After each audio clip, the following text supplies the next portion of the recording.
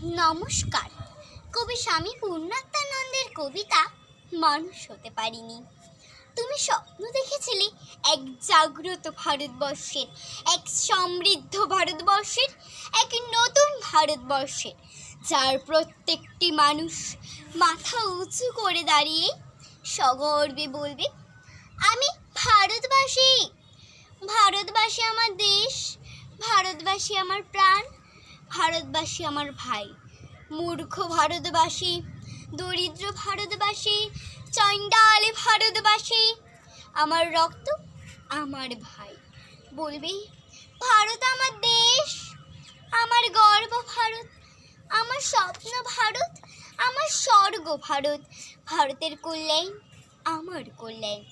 দীর্ঘ 100টি বসন্ত চলে গেল এক এক করে, কিন্তু কই